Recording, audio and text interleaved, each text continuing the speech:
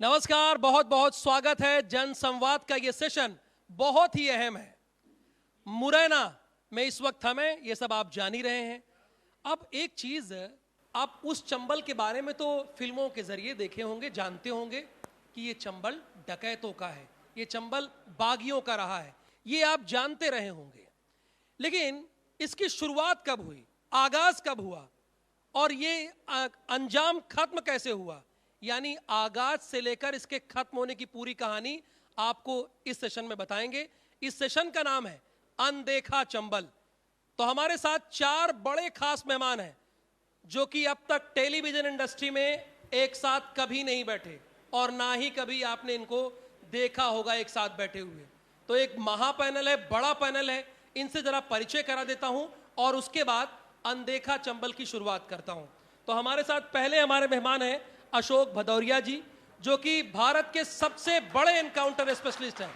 आपने कई फिल्में देखी होंगी दूसरों के बारे में, लेकिन भारत के सबसे बड़े एनकाउंटर स्पेशलिस्ट हैं। आशा सिकरवार जी हैं, ये सोशल एक्टिविस्ट हैं।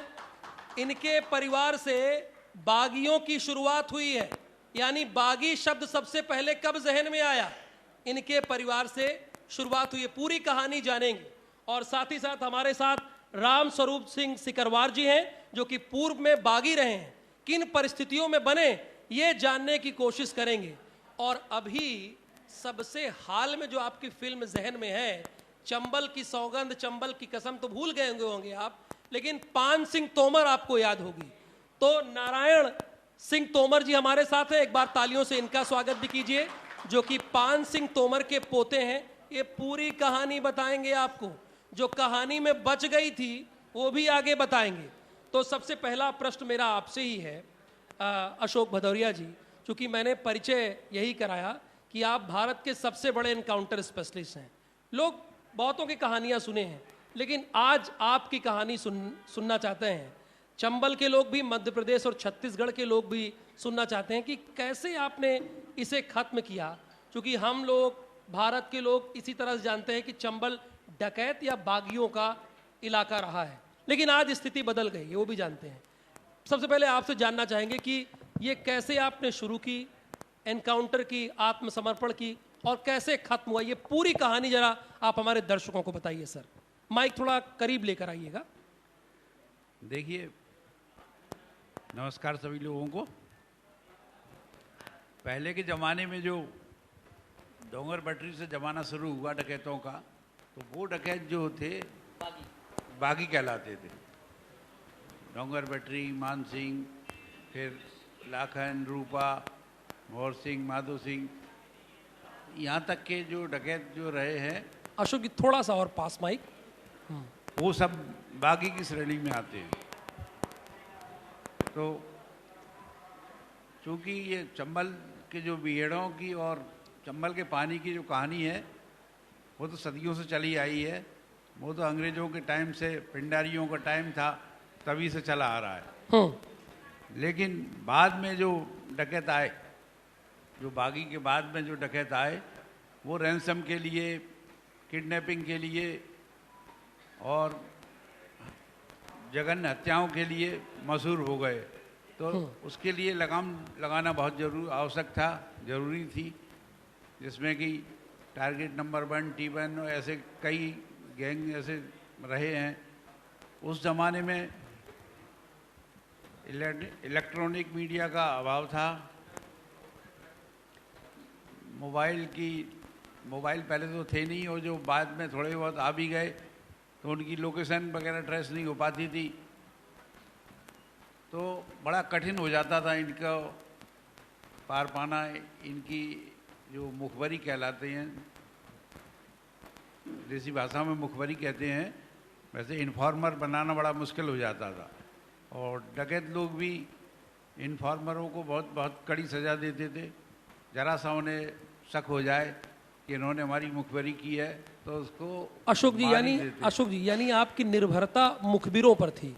जैसे मैंने पहला प्रश्न किया कि कैसे आपने हल किया इन्हें, हाँ। तो मुखबिरों पे आपकी निर्भरता थी पूरी तरीके से, टेक्नोलॉजी नहीं थी। जब तक की सूचना सटीक ना हो तो अंजाम में टाइम लगता है, अंजाम में समय लगता है। और जी तो हम स्वरूप जी बैठे हैं कि जो मुखबर दोनों तरह के होते हैं, पुलिस के भी रहते हैं और डकैतों के भी रहते हैं, बदमाशों के भी रहते थे मुखबर। तो कई कई तो क्रॉस कर जाते थे, वही मुखबर हमारे वही इनके जाके मिल गए। तो कितने अब तक आपने इनकाउंटर किए होंगे? हमने करीबन 116 इनकाउंटर किए। 116 जो भारत में और किसी के नहीं है। और इनमें से जो ग्वालियर चंबल के जो दुर्दांत डकैत जो बाद में हुए, बागी के बाद जो हुए हैं, उनका सफाया सभी का करीब करीब किया है। पहले मुझे याद है कि पहले के ज़माने में जब जो बागी होते थे तब पुलिस से जो गोली चलती थी तो मालूम पड़ा कि 3 दिन गोली चल रही है। और हमारे यहाँ की पुलिस, हमारे यहाँ के हथियार तब 303 और LMG हालांकि थी, लेकिन पूरा फोर्स भोपाल से चलता था, तो 2 दिन तो उसे आने में लग जाते थे भोपाल से यहाँ। तो यानी जब आपको मदद की जरूरत होती थी तो भोपाल पर टीम पर, और उसे 2 दिन में यहाँ पे अकेले आप जूझते थे। और जब इनकाउंटर हो जाता था तो मालूम चलता था कि 11 तो पुलिस वाले मारे गए और 3 डकैत मरे। तो ये बड़ी विडंबना थी कि हम लोगों के पास अच्छे हथियार नहीं थे, अच्छे साधन नहीं थे। धीरे धीरे सरकार चेती, सरकार को लगा कि हमारे ऐसे ही लोग मरते जा रहे हैं, जनता त्राही कर रही है, कोई लोग वहाँ खेती का बाड़ी नहीं कर पा रहे हैं, परेशान हो रहे हैं। तो फिर उन्होंने तब उस समय तो अच्छा, ड्यूटी के आपके अंतिम समय तक लगभग ये समस्या समाप्त हो गई चंबल में? हाँ, मेरे अंतिम समय तक ये समस्या पूरी समाप्त कर दी थी मैंने चंबल। पूरा खत्म हो गई? पूरा खत्म हो गया है। वो छुटपुट जो नए तैयार हो जाते थे वही है। ठीक है। आशा जी, आप जैसे कि अशोक भदौरिया जी बता रहे थे, जब उन्होंने डोंगर पटरी का नाम लिया वो डकैत कहे, आपने तुरंत टोका उन्हें कि डकैत नहीं बागी। तो उसकी क्या कहानी मैं जानना चाहता हूँ। मैंने परिचय भी आपका कराया कि जब बागियों की शुरुआत हुई तो आप उस परिवार से हैं, तो ये तो खत्म करने पे लगे थे कि चंबल को डकैतों और बागियों से समाप्त किया जाए, मुख्य धारा में जोड़ा जाए। तो आप उन्हें टोक रही हैं, कह रही हैं कि डकैत नहीं बागी। आपने तुरंत उन्हें इंटरप्ट किया ऑन एयर। आज भी बगावत की जरूरत है। जिस तरह से आज देश में सरकार अपना अपना रवैया अपना रही हैं, तो बगावत पहले भी हुई है और बगावत की आज बहुत ज़्यादा ज़रूरत है। बगावत पहले अंग्रेजों के टाइम पर मेरे दादाजी जब बागी हुए थे तो उन्होंने बगावत की। लगान नाम क्या था उनका? डोंगर पटरी। अच्छा, जिससे शुरुआत हुई है। डोंगर पटरी भाई थे। और जब किसानों के पास में लगान देने के लिए नहीं है और सरकार हमसे लगान लेगी तो हम लगान क्यों देंगे? उसके लिए चंबल में मेरे दादाजी उतरे और उन्होंने इस चीज़ से अपनी कहानी की शुरुआत की थी कि नहीं लगान देना है। और उस समय में आपको एक किस्सा और बता दूं, शायद लोग वक्त जानते भी होंगे कि वो समय था कि यदि किसी महिला के साथ कोई अत्याचार होता था तो पुराने टाइम में, आज समय बदल गया है, लेकिन उस समय में मेरे दादाजी बोलते थे यदि किसी ने किसी महिला के साथ अत्याचार किया तो ये मान लेना या कोई गलत काम किया तो नाक उस महिला की नहीं कटेगी, उस पुरुष की नाक कटेगी जिसने उसके साथ अत्याचार किया है। और समाज में उसको नाक कान काट दिया करते थे उस समय पर। वो बगावत थी। क्योंकि देश आज़ाद नहीं था और समय जिस तरह से प्रशासन की कार्रवाइयाँ नहीं हो पाती थी। ये तो भाई साहब भी अच्छे से कि वो कहते हैं कि वो बगावत का ज़माना था और आज बगावत का ये ज़माना है कि मुझे भी बगावत दूसरी तरीके से करनी पड़ी है। दूसरी तरीके से मैं बगावत की बात करूँ तो ये है कि आज मैं करीब 23 साल हो गए बेटी बचाओ के लिए बगावत कर रही हूँ। जिस तरह से हिंदुस्तान में लड़कियों की संख्या कम होती जा रही है, आप जानते हैं कि मुरैना का आंकड़ा 829 पर आकर खड़ा हो गया था। 1000 लड़कों पर 829, तो यानी हम लोग कहाँ किस दुनिया में हम ले जाने की बात करेंगे।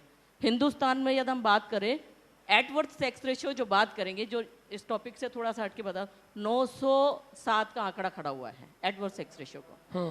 तो कहीं ना कहीं हमको पहले दूसरे टाइप की बगावत थी, अब दूसरे टाइप की हमको हर सरकार के साथ में बगावत करनी पड़ेगी कि हमको इन महिलाओं के लिए सोचना पड़ेगा, इनकी मानसिकता के लिए कि समाज में कहीं कोई कुरीति ना पैदा हो जाए।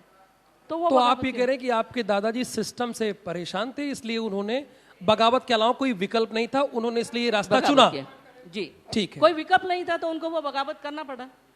राम स्वरूप जी, आप तो इसलिए भी आपका माइक वो है, आप लीजिए।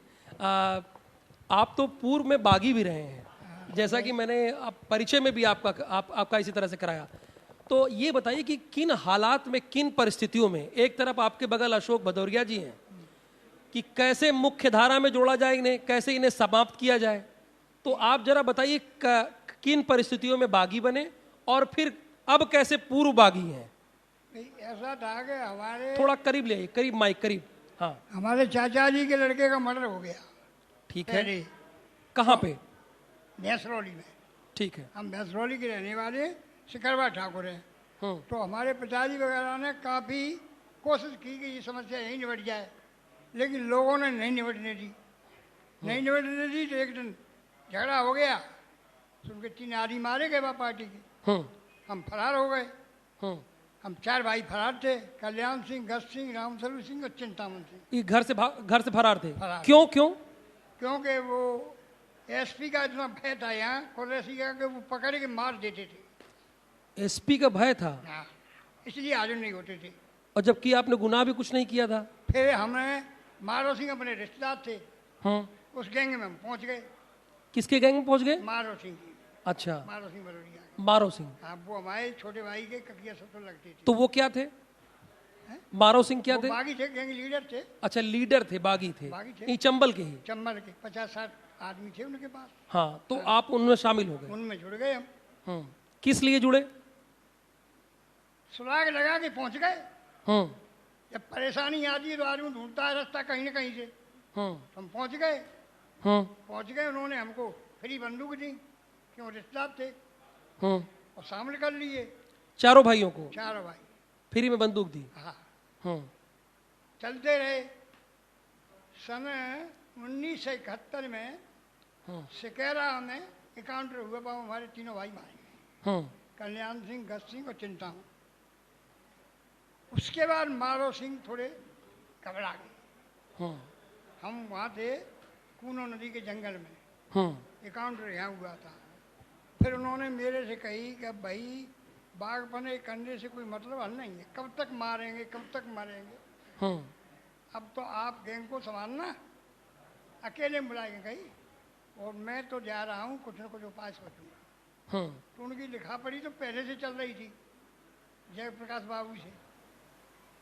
तो वो फिर घूमते घूमते महीना 2 महीना में जयप्रकाश बाबू के यहाँ पटना में पहुँचे। अच्छा। हुआ वहाँ 2 दिन रहे, नहीं उन्होंने सुनी। तीसरे दिन उन्होंने कही भाई सब लोग उठ जाते हैं, आप क्यों नहीं उठती है। उन्होंने कहा मैं आपसे बात करना चाहता हूँ। वो अकेले में करना चाहता हूँ, तुम्हारे यहाँ मीडिया रहती है, क्या बात करोगे। कि मैं राम सिंह नाम से बहुत बड़ा ठेकेदार हूँ जंगल का, कम से कम 500 बागियों को सरेंडर कराऊंगा। 500 बागियों का? हाँ, सरेंडर कराऊंगा। बहुत बड़ी इतनी भी अच्छी पकड़ है। तो मैंने कही, अब जयप्रकाश बाबू ने कही कि पहले बनवा जी ने कराए थे, मान सिंह के आदमी, सरकार ने तमन्ना जी, इन लफड़ों में हम पढ़ना नहीं चाहते। ठीक है। कहीं मारो सिंह की थोड़ी सुनिए तो मेरी बात, मैं ही मारो सिंह हूँ। कहीं पे शक पका गए। आपने हिम्मत के साथ, आप जैसे संतों के आने में हमें कोई दिक्कत नहीं है, आप अच्छा नहीं करोगे तो बुरा भी नहीं करोगे। फिर उनकी विस्तार से बात मारो सिंह की। मारो सिंह की ये चाहिए, वो चाहिए, जैसे हम लोगों ने जो मारे और लूटे हैं, उनको 25-25 बीघा जमीन, उनकी लड़कों को पढ़ाई लिखाई का सामान, ऐसी उन्होंने 25-30 मांगे रखे। तो वो पूरी हुई कि नहीं? पूरी हुई। ऐसे फिर वो जयप्रकाश बाबू से उनकी बात भई। जयप्रकाश बाबू ने इंदिरा से बात की डायरेक्ट।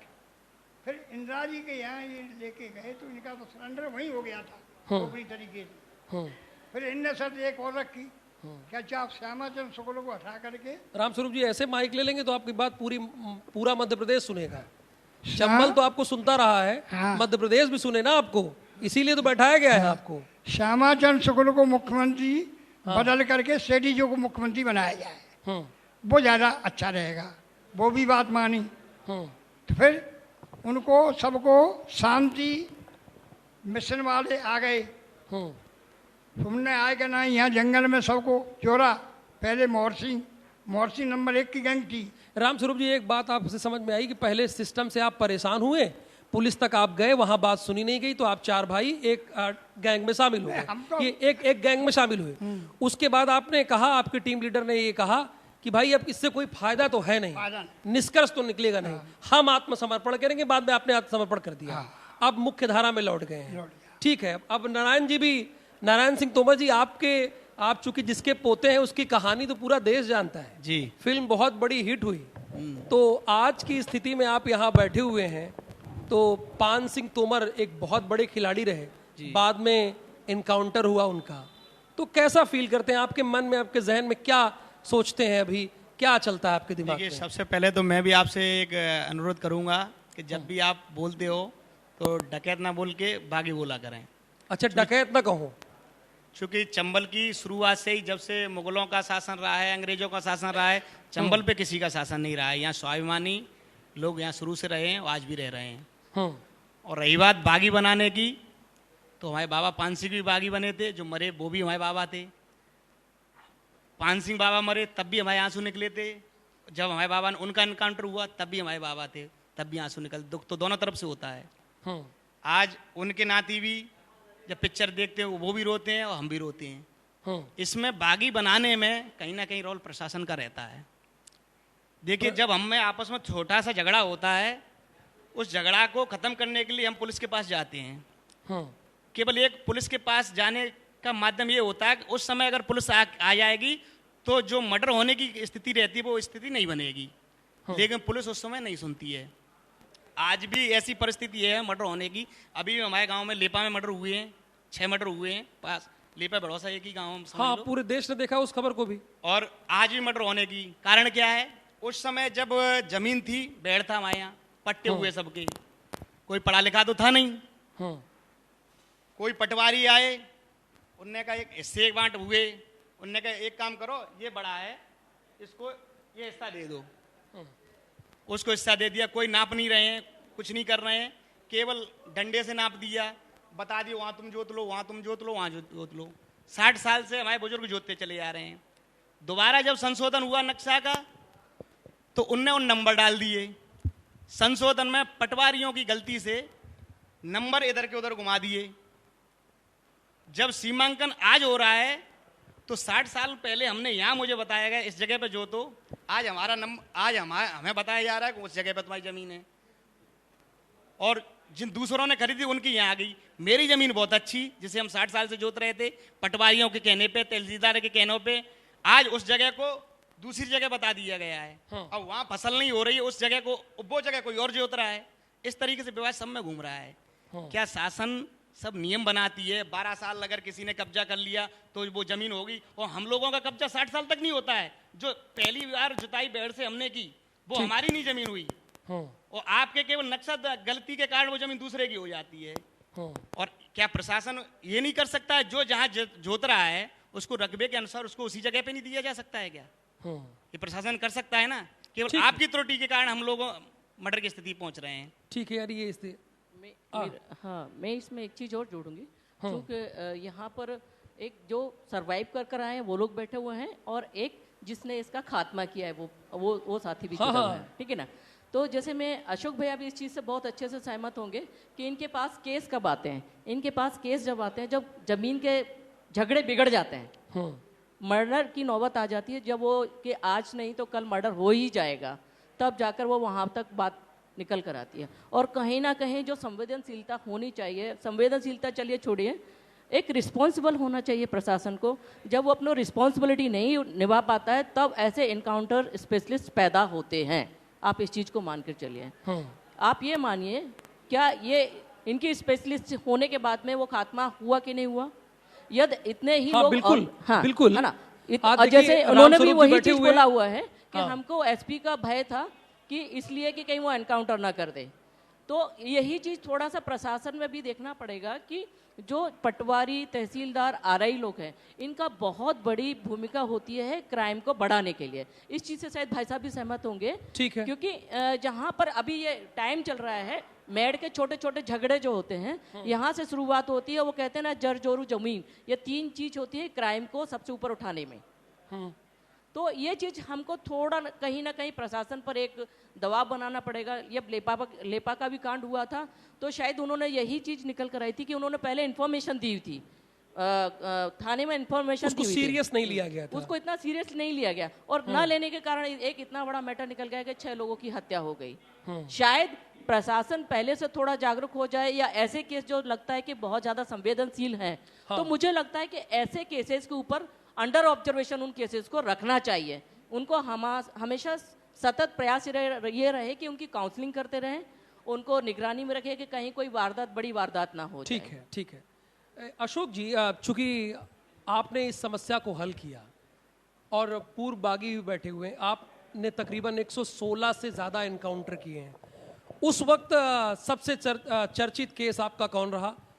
कहाँ बहुत ज़्यादा आपको मुश्किल उठानी पड़ी, किस एनकाउंटर में? एक अगर कोई स्टोरी हमारे दर्शकों से आप साझा करना चाहें अपने वक्त की। देखिए, वैसे तो काफ़ी दुर्दांत डकैतों से सामना हुआ है, लेकिन सबसे ज़्यादा जो है वो T1 दयाराम रामबाबू गडरिया का था, और जिसने करीबन 10 साल तक बिल्कुल बेखौफ होकर राज किया है और जनता को बहुत परेशान किया है।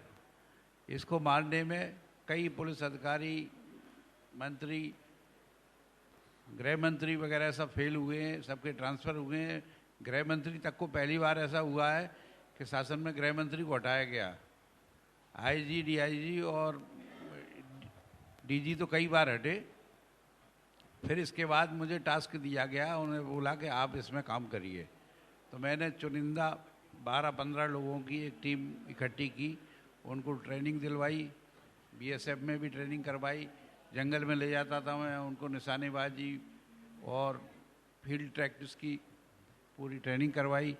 जब वो बिल्कुल पारंगत हो गए, कई बार मैंने ऐसा भी कहा कि कोई डरपोक या ऐसा कोई नहीं होना चाहिए, तो उनकी सब तरह से जब बिल्कुल जांचा परखा, तब उनको ले जाके, अब चूँकि उस समय इनके भी बहुत इन्फॉर्मर होते थे गैंग के, वो गैंग ऐसा था अपने भाइयों से, अपने परिवारों से किसी से नहीं मिलता था। तो हम लोग रात में जाते थे पैदल, रात में 11 बजे निकलते थे और पूरी रात अपनी टीम के साथ? टीम के साथ। और पूरी रात चलते हुए चलते चलते और सुबह 4 बजे के पहले, 3:30 बजे के पहले एक पहाड़ पर बैठ जाते थे। चंबल के बीहड़ों में पैदल? चंबल के बीहड़ों में पैदल ही जाते थे और रात में ही जाते थे। और वहाँ से फिर हम जज करते थे कि देखें कहाँ धुआं निकल रहा है, कहाँ पानी की जगह है, पानी पीने तो कोई नहीं आ रहा है, कहाँ कोई आ जा रहा है। तो उनको सबको देख के हम जज करते थे। जब देखा कि यहाँ कोई नहीं है, फिर हम रात भर चलते थे, फिर दूसरे पहाड़ पे पहुँचते थे। ऐसे करके हम पानी की जगह और जो खास खास खो रहती थी उनमें हम लोग जाते थे, तब पता लगता था कि गैंग कहाँ है। तो गैंग को ढूंढ पाना भी एक बहुत बड़ा टास्क था। ये तकरीबन कितना किलोमीटर का सफर तय करते होंगे आप लोग जब अकेले पैदल? रात में कम से कम 25 किलोमीटर का सफर करते थे। 25 किलोमीटर? 25 किलोमीटर। और गैंग भी और पता ऐसे लगाते थे कि कहाँ पे पानी है और कहाँ, यानी कौन खाना बना रहा, धुआं उठ रहा है पे, कहाँ धुआं उठ रहा है। अब बैठे हैं पास में, अब जो भी जंगल में जाएंगे तो कहीं तो कुछ खाएंगे या कोई लाएगा उनके लिए, या फिर दिशा मैदान को जाएंगे, पानी पिएंगे तो देखेंगे पानी कहाँ मिल जाएगा। तो जो अशोक जी, इसमें तो आप लोगों के भी जान का खतरा रहता था? खतरा बना रहता था। कई साथी शहीद हुए हमारे। और ऐसे करके जब बिल्कुल जब पता लग जाता था तब इनकाउंटर हो पाता था। तो इनकाउंटर में हमने कई ऐसी ढूंढ के मारे।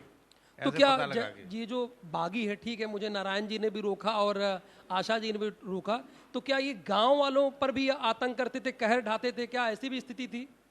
हाँ, गांव वालों को तो पकड़ ले जाते थे, पकड़ रैंसम मांगते थे, फिरौती मांगते थे। ये अभी एक बताऊँ मैं, एक किस्सा, एक इंजीनियर को, ज्ञानेंद्र सिंह इंजीनियर एक इंजीनियर को, रेलवे के इंजीनियर थे, उनको पकड़ कर ले गए और उनसे करीबन 1 करोड़ की फिरौती मांगी। ये भारत में पहला एक स्टेशन था पाड़ा खेड़ा, जो कि 3 महीने बंद रहा। तो यही पूछ रहा हूँ, चूंकि आप भारत के सबसे बड़े एनकाउंटर स्पेशलिस्ट हैं, तो क्या समझाने से बात से कुछ नहीं होता था? नहीं, समझाने को तो बहुत कर ली, जो समझाने जाते थे उनको मार देते थे। और उनको जरा भी पता लग जाए कि ये पुलिस का आदमी है, पुलिस से संबंधित है, तो विकल्प एनकाउंटर ही मार था। देते थे। विकल्प एनकाउंटर ही था। उनको हम लोग समर्पण करने के लिए कहते थे, चिल्लाते थे।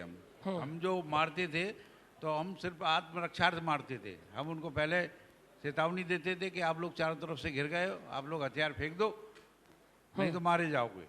जब वो लोग हमारे ऊपर जान से मारने की गरज से फायर करते थे, हमला करते थे, इसके बाद हम लोग गोली चलाते थे। कई 7-7, 8-8 दिन, 10-10 दिन हो जाते थे, हम लोग भूखे प्यासे रहते थे। जो पीछे पिट्ठू बैग में जो रोटी ले जाते थे वो सूख जाती थी, तो नीचे गंदे नाले का पानी जो है उसी में डुबोकर ऐसे खाई। ऐसे दिन गुजारना पड़ते थे हम लोगों को भी। मतलब वो जो लाइफ जो डकैतों की रहती थी वही हम लोगों की हो जाती थी। दाढ़ी बढ़ रही, ये हो रही, तो दूर से तो देख के सबको लगता था कि ये भी डकैत गैंग ही आ गया कोई। तो इस प्रकार ऐसे प्रयास करके खात्मा कर पाए। तो डकैत लोग घबराते हैं कि कब ये हमारे ऊपर आ जाएं, कब आ जाएं, इनका पता ही नहीं लगता।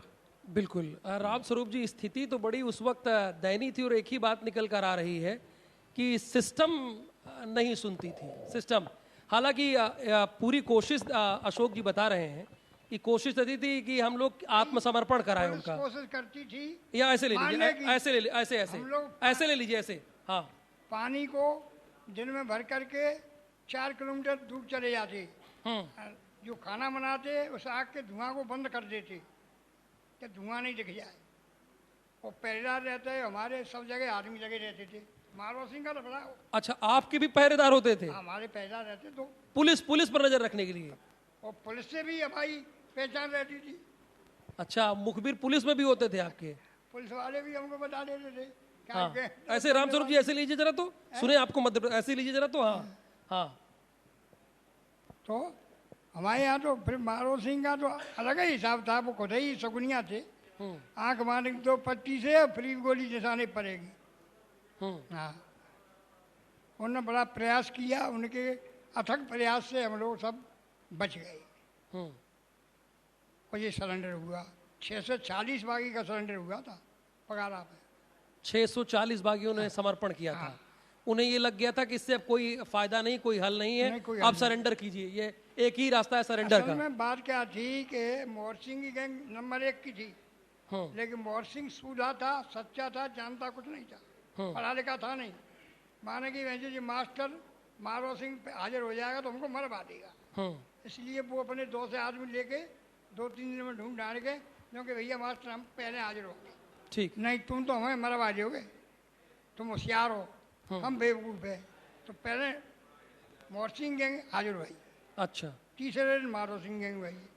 फिर उधर सरू वगैरह और बाद में फिर मारो सिंह वहाँ गए छतरपुर पन्ना। वहाँ सूरत मूरत से मिले। उन्होंने जो कि भैया आप कह रहे हो बहुत बड़े बागी हो, हम हाजिर सरेंडर तो कर देंगे, लेकिन हमें चांदी के बर्तनों में खाना खाते हैं, वो चाहिए हमको। ठीक है। एक नारायण जी, एक आपसे मैं अंतिम प्रश्न करना चाहता हूँ। जो फिल्म में दिखाया गया है पान सिंह तोमर में, क्या वो एकदम पूरी तरह से सही है जो भी दिखाया गया, जो कहानी बताई गई है? उसमें मुझे नॉलेज जहाँ तक उसमें एक गलत दिखाया गया था। हाँ, उसमें जो माता जी के साथ मारपीट दिखाया जा रहा है वो ऐसा हम लोगों में कभी नहीं रहा है। पान सिंह तोमर की माँ के साथ जो मारपीट हुआ था, हाँ, वो नहीं हुआ था। ऐसा कभी हुआ नहीं है ना। एक दूसरे का तब भी सम्मान करते, चूंकि हम महाभारत कालीन उन्हीं पांडवों के वंशज हैं, जिसमें युद्ध तो हम लोगों ने किया, लेकिन युद्ध में भी हमने एक दूसरे का सम्मान किया। तो सम्मान हमारे यहाँ आज भी है, चाहे बागी हो या जिन बागियों के द्वारा मारे गए हों वो।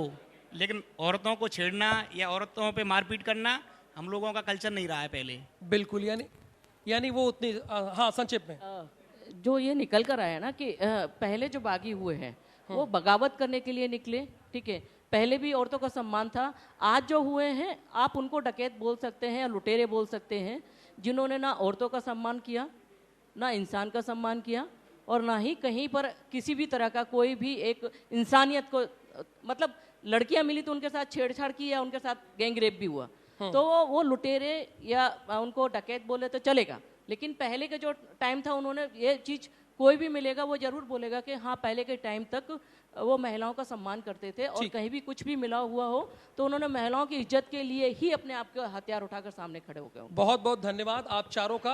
आप हाँ बोलिए। थोड़ा सा मैं बोलना चाहूंगा। हाँ देखो, पहले तो बागी बनाने में प्रशासन का तो मैं रोल था ही, लेकिन जब बागियों ने आत्मसमर्पण किया था तो हमारे यहाँ उनके बच्चों को या बागियों के जीवन यापन के लिए जो फैक्ट्रियां स्थापित की गई थी वो हमारे चंबल के किसी भी बेड़ में नहीं लगाई गई हैं। मुरैना जिला की ले जाके बाम और ग्वालियर से सटा दी, भिंड की ले जाके उधर सटा दी जाके। तो जो भी है बागी हम लोगों के बेड़ से हुए थे। फैक्ट्रियां बेड़ में न लगाते हुए शहर में ग्वालियर में टच कर दी दोनों जिलों की। ठीक, आज भी हम लोग रोजगार के लिए तड़पते हैं। एक चीज और देखेंगे कि जो क्राइम होता है ना वो अधिकतर क्रॉस बॉर्डर पर मिलेगा। ठीक है मैम, चूंकि सब समय से बंधे हुए और आप लोगों की बात IBC 24 के जरिए जनसंवाद में सबने सुनी। बहुत बहुत धन्यवाद इस मंच पर आने के लिए, आप चारों का बहुत बहुत शुक्रिया। ये अनदेखा चंबल की इन्होंने कहानी सुनाई, पूरी बात बताई इन्होंने। हमारे साथ भारत के सबसे बड़े एनकाउंटर स्पेशलिस्ट भी रहे, पूर्व बागी भी रहे और सोशल एक्टिविस्ट भी रही, और साथ साथ पान सिंह तोमर के पोते भी रहे। उन्होंने पूरी कहानी बताई। इस मंच पर आने के लिए आप सबका बहुत बहुत धन्यवाद।